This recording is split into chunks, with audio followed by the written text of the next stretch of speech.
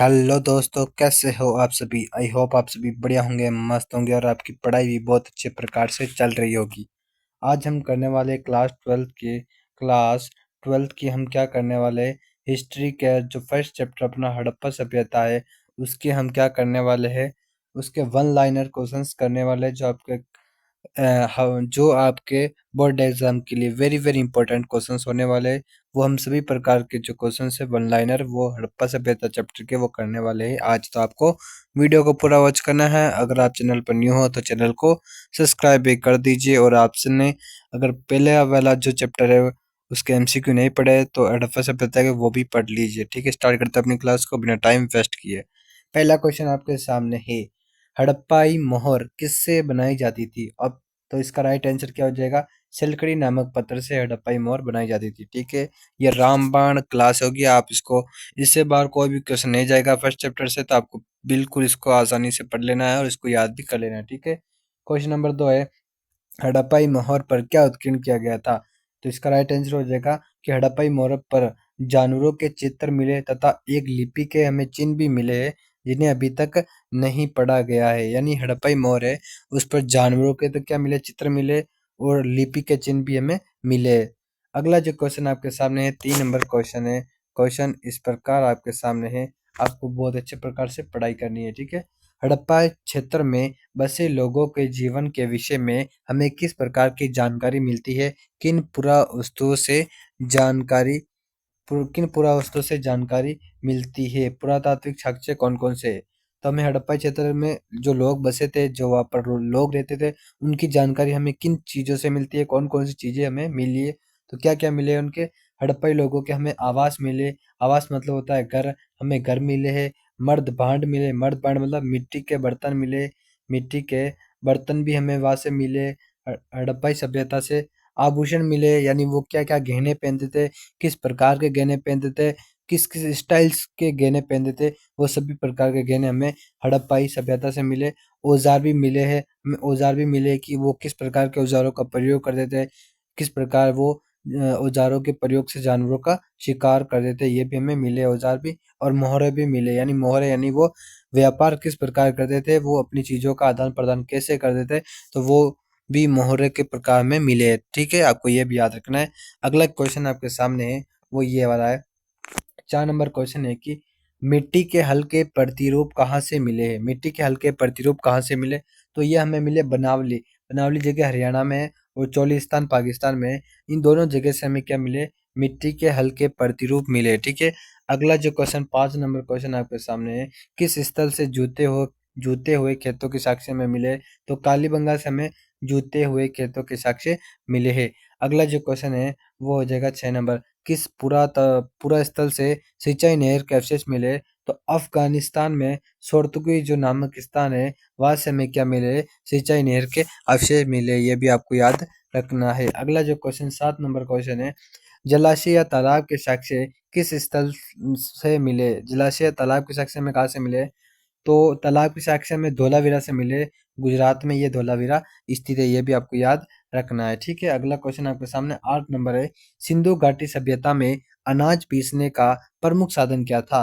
तो जो सिंधु घाटी सभ्यता है वहां पर लोग क्या करते थे, अवतल चक्कियों के माध्यम से क्या करते, अनाज को पीसते थे, फिर उनकी रोटी बनाकर वो खाते थे। ठीक है, अगला जो क्वेश्चन है 9 नंबर क्वेश्चन आपके सामने है, बाजरे के दाने कहाँ से प्राप्त हुए हैं। तो हमें बाजरे के दाने कहाँ से मिले, गुजरात से मिले। ये वेरी वेरी इंपॉर्टेंट क्वेश्चन है। ठीक है, अगला जो क्वेश्चन आपके सामने 10 नंबर क्वेश्चन है, हड़प्पा सभ्यता के शहरों की सबसे अनूठी विशेषता क्या थी।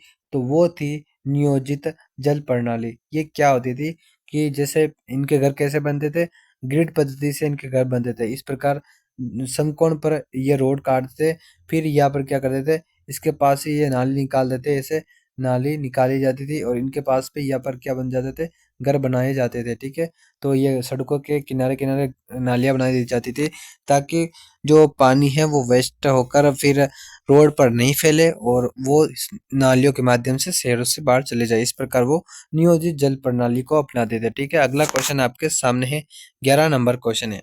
क्वेश्चन है इस प्रकार, सिंधु सभ्यता में सड़कों तथा गलियों को किस पद्धति में बनाया जाता था। तो वो बनाया जाता था ग्रिड पद्धति में। सड़कें एक दूसरे को समकोण पर काटती थी। ठीक है, अगला जो क्वेश्चन है 12 नंबर क्वेश्चन आपके सामने है। क्वेश्चन इस प्रकार है कि 12 नंबर है कि हड़प्पा कालीन भवनों में भूमि तल पर बनी दीवारों में खिड़कियों की अनुपस्थिति किस बात की ओर इशारा करती है?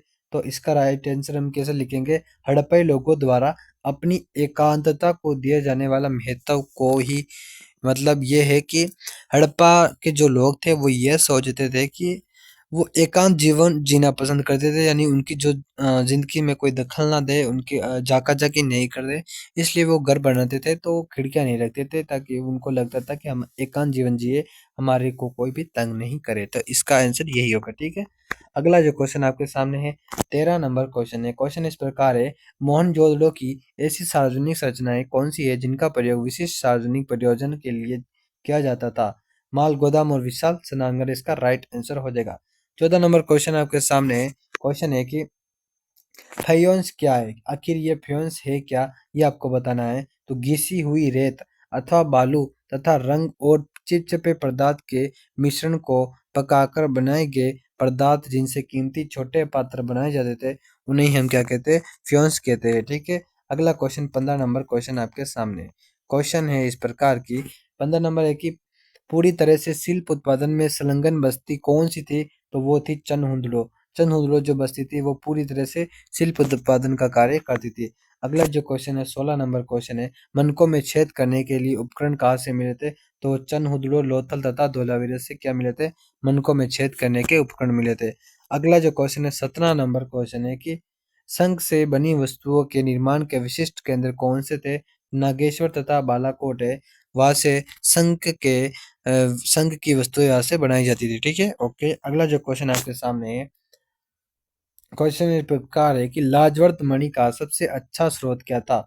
सुदूर अफगानिस्तान में सोर्दगुई है, वहां के निफ्ट से लाजवर्त मणि मंगाई जाती थी। ठीक है, ओके, अगला जो क्वेश्चन है 19 नंबर क्वेश्चन आपके सामने है।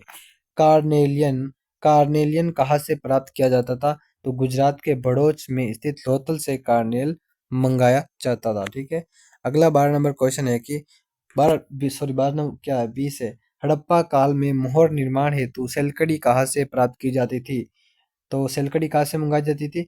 दक्षिणी राजस्थान तथा उत्तरी गुजरात से सेलकड़ी मंगाई जाती थी, फिर सेलकड़ी से ही मोहरों का निर्माण किया जाता था। अगला क्वेश्चन 21 नंबर क्वेश्चन है कि तांबे की असाधारण संपदा कहाँ से मिली?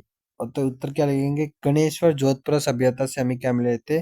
तांबे की असाधारण संपदा मिली थी। ठीक है, फिर 22 नंबर क्वेश्चन है कि क्वेश्चन है इस प्रकार, 22 नंबर है कि हड़प्पावासी तांबा कहाँ से प्राप्त करते थे? तो खेतड़ी क्षेत्र के गणेश्वर जोधपुरा से तथा अरब पारेद्वीप के दक्षिण पूर्वी छोर पर स्थित ओमान से क्या मंगाते थे? वो मंगाते थे तांबा। ठीक है, 23 नंबर क्वेश्चन है, मेसोपोटामिया के लेखों में मगान का उल्लेख किसके लिए हुआ है?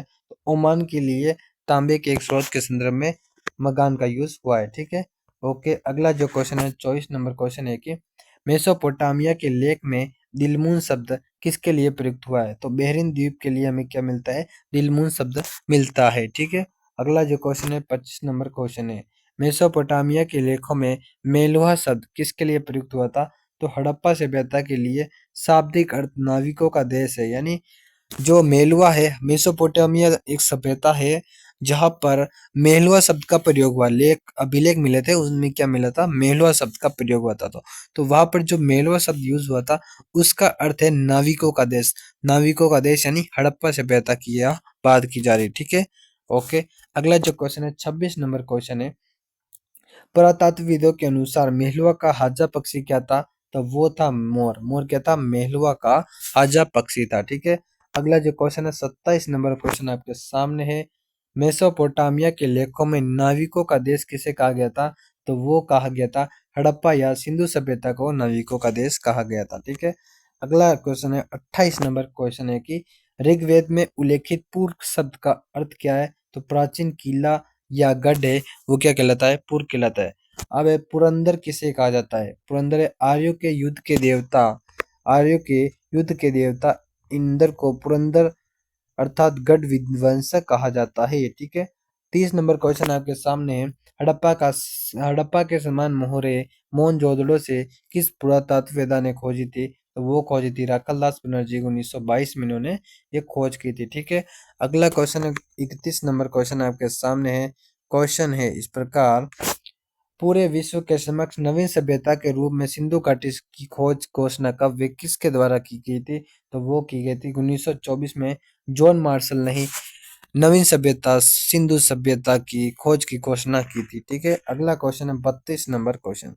क्वेश्चन है इस प्रकार की, खुदाई में एक समान क्षैतिज इकाइयों के बजाय नई तकनीक टीले के स्तर विन्यास का अनुसरण का आरंभ किसके द्वारा किया गया था? तो वो किया गया था IEM व्हीलर द्वारा। ठीक है, 33 नंबर क्वेश्चन आपके सामने है। क्वेश्चन है इस प्रकार की, वेदियों के साक्ष्य कहाँ से मिले? कालीबंगा और लोथल से में क्या मिले? वेदियों के साक्ष्य मिले। ठीक है, 34 नंबर क्वेश्चन आपके सामने है कि किन संरचनाओं को अनुष्ठान के महत्व का माना गया है? तो मोहनजोदड़ो के विशाल स्नानघर तथा कालीबंगा व लोथल की वेदियों को ही क्या कहा गया था? संरचनाओं के अनुष्ठान का महत्व माना गया था। ठीक है, ऋग्वेद का संकलन काल कब माना गया है? तो 1500 से ईस्वी से 1000 ईस्वा पूर्व, यानी 1500 से 1000 ईसा पूर्व के काल को ही ऋग्वेद का संकलन काल माना गया था। ठीक है, ये क्वेश्चन हमने कर लिए। जो वन लाइनर क्वेश्चन है, वेरी वेरी इंपॉर्टेंट क्वेश्चन है, आपको इनको याद कर लेना है। मिलते हैं नेक्स्ट क्लास में, तब तक के लिए जय हिंद जय भारत।